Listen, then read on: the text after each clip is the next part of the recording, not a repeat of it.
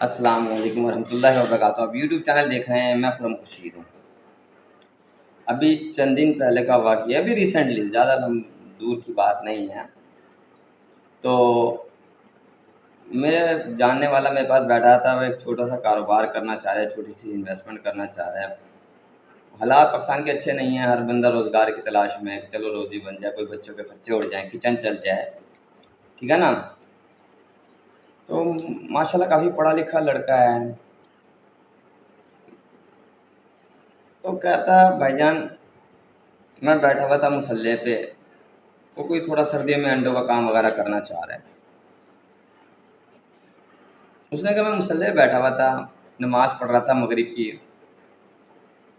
تو میرے ذہن میں آئے کہ آپ کچھ انڈے تو آپ لوگوں کو دے دیں گے، بھائی تم لوگ بیچ دو، چلو تھوڑا اپنا مارجن رکھ لو، میں تھوڑا کم قیمت کر کے آپ لوگوں کو دیتا ہوں، آپ لوگ بیچ دو. پھر ذہن میں آئی کہ کچھ انڈے یعنی وہ خود بھی بیچے، یہ مارجن دوسروں کو نہ دے. کچھ انڈے وہ خود بھی بیچے تاکہ اس کا ڈیفینیٹلی وہ جو مارجن وہ دوسروں کو دے رہا ہے، کچھ انڈوں میں وہ مارجن خود بچائے. یہ اس کے ذہن میں چل رہی ہے. اس کی وہ سوچ رہا تھا، پلاننگ کر رہا تھا. کرتا ہے نہیں کرتا گاڈ نوز. اینی وے خیر، کہتا بھائی جان یقین جانے میں مسلح بیٹھا ہوا تھا. اب یہ شیطان میرے ذہن میں خیال ڈال رہا ہے کہ یار دوسروں کو جو تم مارجن دے رہے ہو، کچھ ایسا رکھو جس میں تم دوسروں کا مارجن ہی نہ رکھو اور خود بیچو، تاکہ وہ جو اس نے 5 10 15 روپے انڈے پہ بچانے ہیں، وہ 30 40 50 انڈے 60 انڈے 100 انڈے جو بھی تم بیچتے ہو وہ تو تم بچاؤ گے. یہ اب لالچ میرے ذہن میں آ رہا ہے. وہ یہ کہتا ہے کہ میرے ذہن میں آ رہا ہے لالچ. کہتا ہے نیکسٹ سیکنڈ ہی میرے ذہن میں ایک بات آئی کہ اللہ پاک قرآن میں فرماتے ہیں کہ تم اپنے رزق کے ساتھ دوسروں کا رزق جوڑو، میں تمہارا رزق بڑھا دوں گا. اب ہمیں نظر کیا آتا ہے بیسیکلی کہ زکوٰۃ دیں گے رزق کم ہو جائے گا. یعنی ہم فرض کریں ہم نے سال میں 1 لاکھ روپے زکوٰۃ دینی ہے، صحیح ہے. اب ہم یہ سوچیں یار لاکھ میں چلا گیا زکوٰۃ دینی. حالات یہی نظر آتے ہیں نا، ریئلٹی یہی نظر آتی ہے، لیکن ریئلٹی اس کے متبادل ہے ٹوٹلی. اللہ پاک قرآن میں کہہ رہے ہیں کہ تم دو گے میں تمہارا پیسے بڑھا دوں گا، رزق بڑھا دوں گا. نظر یہ آ رہا ہے کہ ہم صدقہ دیں گے تو پیسے کم ہو جائیں گے. اللہ کہہ رہے ہیں کم نہیں ہوں گے، میں بڑھا دوں گا. اب اس نے سیم بات اس نے سوچی ایک دم اس کے دماغ میں. اس نے کہا بھائی جان، اللہ نے فوراً میرے ذہن میں ڈالی کہ نہیں بھائی جتنوں کا جوڑ سکتے ہو جوڑو، جتنے بے روزگار لوگوں کا رزق اپنے ساتھ جوڑ سکتے ہو جوڑو. بظاہر تمہیں یہ نظر آ رہا ہے کہ تم اپنا مارجن انہیں دے رہے ہو اور تم اپنا مارجن کم کر رہے ہو، لیکن میں تمہارا رزق بڑھا دوں گا. میں تمہارا رزق بڑھا دوں گا. پتہ نہیں ہو تم 2 جوڑتے ہو تو ہو سکتا ہے وہ تیسرا جو تم نے جوڑنا تھا نہیں جوڑے، اس تیسرے کی وجہ سے تمہیں رزق ملنا ہو. یا تم 5 6 جوڑتے ہو، 6 7 جوڑتے ہو، جتنے بھی جوڑتے چلے جاتے ہو ان کو رزق ملے گا. ان میں سے کوئی ایک ایسا ہو جس کے وسیلے سے اللہ پاک میرا رزق بڑھا دیں. وہ یہ کہہ رہا ہے. اس نے کہا بھائی جان میں نے اس وقت اللہ کا شکر ادا کیا کہ اللہ شیطان نے تو دماغ میں لالچ ڈال دیا تھا، آپ کا احسان مند ہو، آپ نے بھٹکنے سے بچا لیا مجھے. اور فوراً ہی شیطان کی تردید کر دی میرے سامنے، میرے دل و دماغ میں یہ آیت لا کے، اللہ کے نبی کی، آپ نے اپنے نبی کی حدیث لا کے کہ تم اوروں کا رزق اپنے رزق کے ساتھ جوڑو، میں تمہارا رزق بڑھا دوں گا. اس نے کہا کہ میں نے پھر یہ سوچ لیا کہ نہیں، اگر میں نے کیا تو میں زیادہ سے زیادہ لوگوں کا رزق جوڑوں گا تاکہ میرا رزق اللہ پاک بڑھا دیں.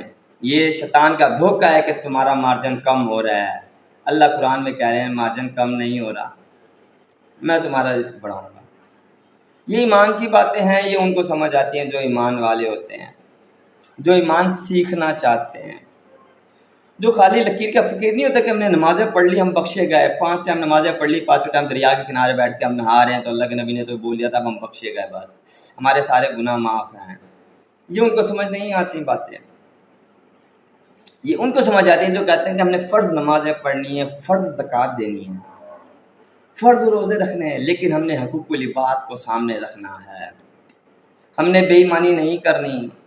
ہم نے اللہ کی ان احکامات کو بھی سامنے رکھنا ہے جس میں بظاہر ہمیں نظر کچھ آ رہا ہے لیکن حقیقت اللہ پاک کرے یا حقیقت اس کے متبادل ہے.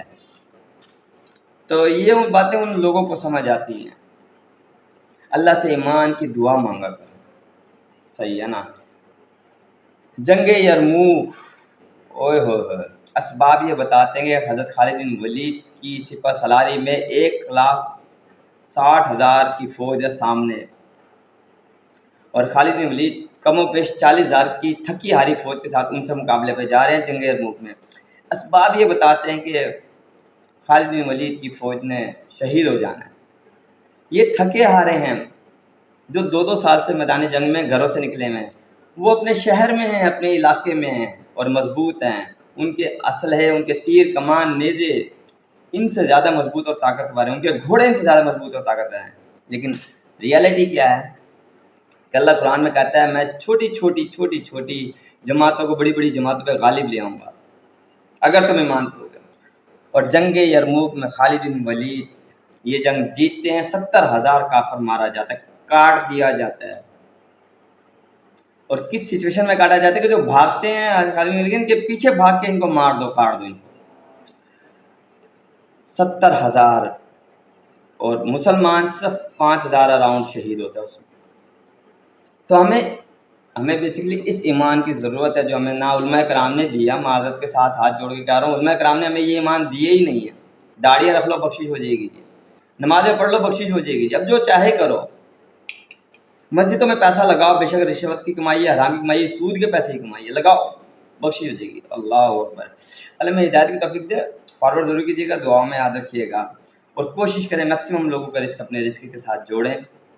ٹھیک ہے نا، تاکہ اللہ آپ کے رزق میں اضافہ کرے. فی امان اللہ.